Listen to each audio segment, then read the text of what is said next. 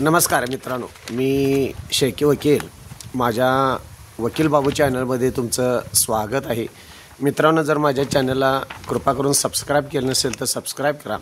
जर तुम्हाला हा व्हिडिओ आवडला तर लाईक करा, परत शेअर करा। मित्रांनो, आयुष्य जगत असताना काही उत्साहाच्या भरात, काही भावनेच्या भरात, काही प्रेमाच्या भरात, काही रिलेशनच्या संदर्भात, काही मैत्रीच्या नातेसंदर्भात, काही किंवा इतर अनेक रिलेशन अशी नाती असतात, त्या संदर्भात आपण काही चुकीच्या गोष्टी समाजामध्ये आपल्या वैयक्तिक खाजगी गोष्टी किंवा खाजगी आयुष्य आपण पणाला लावत असतो। तर मित्रांनो, काही गोष्टींची आपण काळजी जर घेतली तर आपलं आयुष्य सुंदर जगता येतं। आपण विनाकारण दुसऱ्यामुळं अडचणीत येणाऱ्या काही गोष्टी आहेत, त्या आपण गोष्टी मित्रांनो पाळल्या पाहिजेत। महत्त्वाची पहिली गोष्ट आयुष्यातली जर तुम्ही पाहिलीच तर मित्रांनो, विनाकारण कुणालाही जामीन होऊ नकोसा। ही आयुष्यातली फार मोठी गोष्ट आहे। काय होतं, तुम्ही कोर्ट कचेरी आहे ही तुम्हाला काही माहीत नसतं आणि विनाकारण कोणीतरी मित्र आहे जवळचा आणि तो कोणत्या केसमध्ये आहे, तो लवकर सुटणार का नाही, त्याची काय परिस्थिती आहे, आणि तुम्ही मित्र आहे, पै पाहुणा आहे म्हणून जामीनदार राहता आणि जामीन झाल्यानंतर तो जो आरोपी असतो तो वेळेवर तारखेला हजर राहून खरोखर दोषी आहे का त्याच्यावर कोणता गुन्हा लादलेला आहे, ह्या सगळ्या गोष्टींची संपूर्ण चौकशी केल्याशिवाय कुणालाही तुम्ही शक्यतो जामीनदार राहू नका।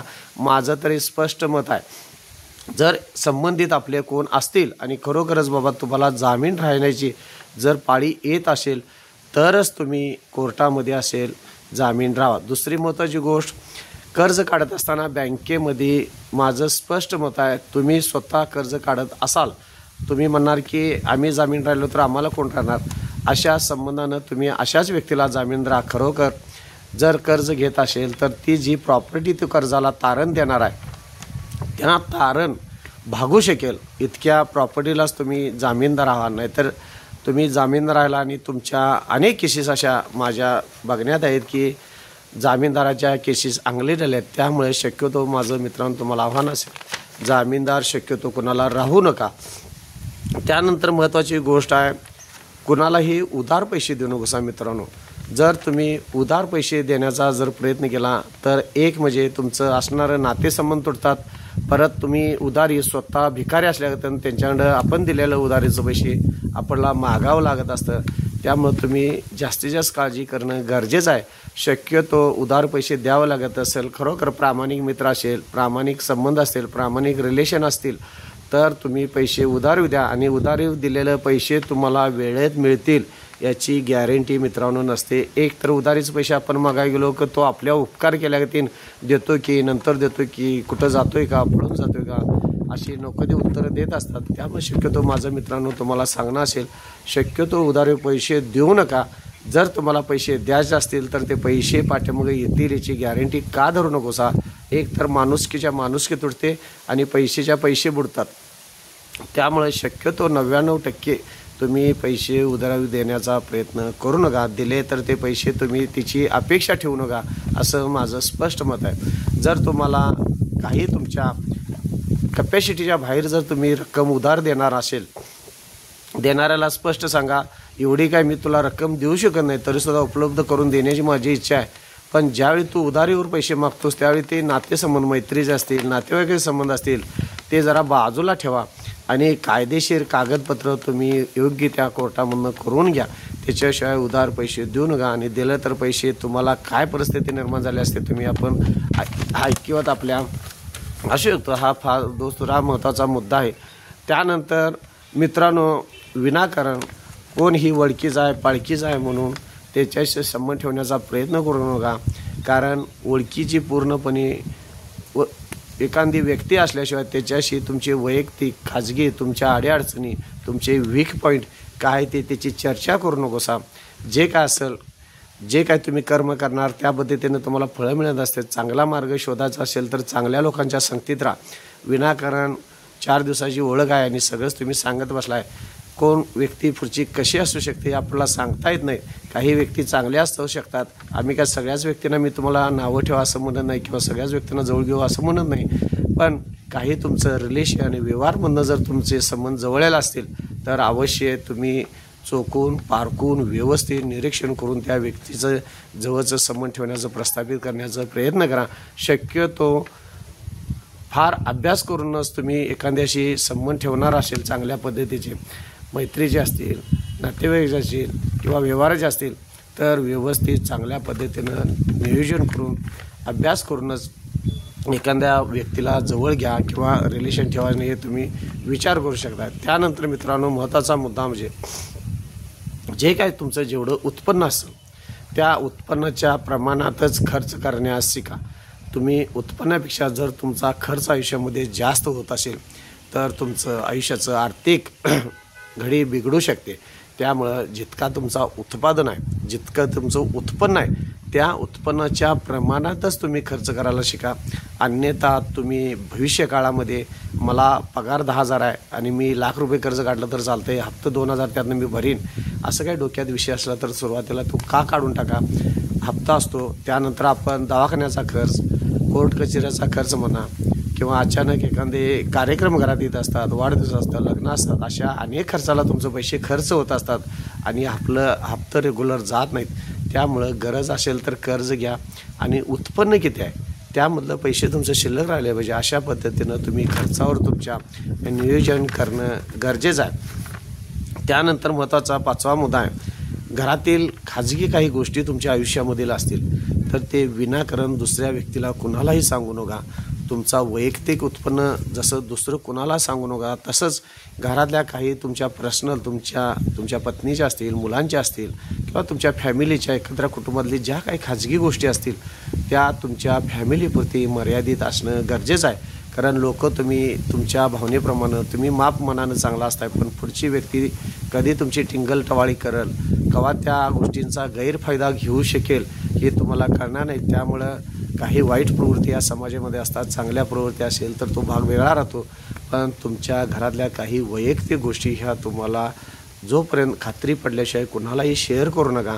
कारण आता समाजामध्ये कोण कुणाचं जास्तीत जास्त राहिलेलं नाही. जी चांगली माणसं आहेत ती बोटा मोजण्यासारखी आहेत आणि ती बोटावर चांगली माणसं आपल्याला ओळखता आली पाहिजेत, तरच तुम्ही चांगल्या माणसांना तुम्ही काही ज्या अडचणीस तुम्ही शेअर करू शकता. पण शक्यतो कुटुंबातल्या तुमच्या ज्या काही वैयक्तिक गोष्टी असतील ते शक्यतो तुम्ही बाहेरच्या व्यक्तीसंगत डिस्कस चर्चा अजिबात करू नका. झाकले मूठ सव्वा लाखाची म्हणतात त्या पद्धतीनं काही गोष्टी या तुमच्या आयुष्यामध्ये झाकून राहणं गरजेचं आहे. त्याच पद्धतीनं तुमच्याकडे जे काही स्किल असेल, तुम्ही तुमचं प्रोडक्शन असेल किंवा तुम्ही कुठल्याही क्षेत्रातलं ज्ञानी असाल, जर तुम्ही मार्केटमध्ये गेला तर तुमचं ज्ञान फुकट देऊ नकोसा. चांगल्या पद्धतीनं समाजामध्ये तुमच्या ज्ञानाला किंमत आली पाहिजे. फुकटचा दिलेला सल्ला किंवा फुकटची मिळालेली वस्तू त्या वस्तूची किंमत नसते मित्रांनो. त्यामुळं तुमचं ज्ञान असेल, तुमचा व्यवसाय असेल, तुमचा अनेक प्रकारचे काही तुमचे सल्ले असतील, त्या प्रत्येक सल्ल्याचा, व्यवसायाचा किंवा जे काही तुम्ही कार्य करत असतात त्याचा संपूर्ण तुम्ही मोबदला घेतल्याशिवाय तुम्ही कुठलंही फुकट देऊ नका. फुकटची ह्या समाजामध्ये किंमत राहिलेली नाही. एकच गोष्ट तुम्ही फुकट द्यायला आणि तीच गोष्ट तुम्ही विकत द्यायला तर तुम्हाला विकत देणारा माणूस हा तुम्हाला जास्त किंमत देत असतो, मान सन्मान देत असतो. पण ज्याला तुम्ही फुकट देताय तुमच्या दृष्टिकोनातून त्या व्यक्तीच्या दृष्टिकोनातून तुम्ही शून्य असता. त्यामुळं जे काही तुमच्याकडे सोनं असेल ते तुम्ही विकत देण्याचा प्रयत्न करा. फुकट जर वाटलं असा तर सोन्याची किंमतसुद्धा मातीमोल होऊ शकते. त्या पद्धतीनं तुम्ही फार विचार करून तुमचं जे काही तुमच्याकडे ज्ञान असेल ते जास्तीत जास्त चांगल्या पद्धतीनं समाजामध्ये विकत देण्याचा प्रयत्न करा. त्यानंतर महत्त्वाची गोष्ट आहे, समाजामध्ये आपण वावरत असताना, जगत असताना अनेक व्यक्तींची आपल्याला गरज लागते. ते नातेसंबंध आपल्याला चांगले ठेवायचे असतात. तर ह्या नातेसंबंध जोडत असताना एखादा मित्र जवळचा होतो, एखादी मैत्रीण जवळची होती किंवा एखादे नातेवाईक जवळचे असतात आणि अशा संबंधामध्ये आपल्याला वाटत असते की हा मित्र जर मला सोडून गेला तर माझ्या आयुष्याचं कसं होणार. तर मित्रांनो, जी व्यक्ती तुम्हाला सोडून जाणार असते ती तुमच्याजवळ कधीही टिकणार नसते. जी व्यक्ती सोडून जाणार आहे ती सोडून जाणार आहे. त्यामुळं तिची जास्त काळजी करत बसू नका. आयुष्यामध्ये स्वतः निर्णय घ्यायचे असतात. आपण जन्माला एकटं आलेलो असतो, जातानासुद्धा एकटं जाणार असतो. त्यामुळं तुम्ही जेवढं तुमच्या आयुष्यातले चांगले निर्णय घेणार आहे तेवढे तुम्ही चांगले निर्णय घेता आले पाहिजे तुम्हाला. आणि तुमच्या निर्णयाचं सगळी तुम्ही चौकशी, तो निर्णय चांगला आहे वाईट आहे कोणाला तरी विचारून निर्णय घ्यायची सवय तुम्ही बंद करा. निर्णय एक म्हणतात 10 जागी तुम्ही चौकशी करा. 10 पैकी 8 लोकांनी तुम्हाला चांगलं सांगितले बाबा हा निर्णय चांगला आहे तर अवश्य तो निर्णयाची अंमलबजावणी करा. स्वतः निर्णय घ्या सांगा, स्वतः निर्णय घ्या शिका, स्वतः आयुष्यामध्ये चांगलं तुम्ही आयुष्य जगण्याचा प्रयत्न करा. कोणालाही जास्त जवळ करू नका आणि स्वतःचं निर्णय हे स्वतः चांगले आहेत का वाईट हे ठरवण्याचा तुम्ही जास्तीत जास्त प्रयत्न करा. आणि एखादी व्यक्ती जवळची आहे, मित्र आहे, सोडून गेला, रडत बसू नका. एखादा धंदा जरी बुडाला, रडत बसू नका. पुन्हा उठा, पुन्हा चालायला लागला, पुन्हा आयुष्यामध्ये तुम्ही प्रगती करा. अशा पद्धतीनं जर तुम्ही तुमच्या आयुष्यामध्ये मार्गक्रमण करत बसला तर एक दिवस चालत चालत जाता जाता एक दिवस तुम्हाला तुमचं आशेचा किरण तुमच्या ध्येयापत्र तुम्ही पोहोचू शकता. कुठल्याही अडथळ्याला अजिबात तुम्ही थांबू नका. अडथळा फार मोठा आहे म्हणून तुम्ही थांबला तर संपला म्हणून समजा.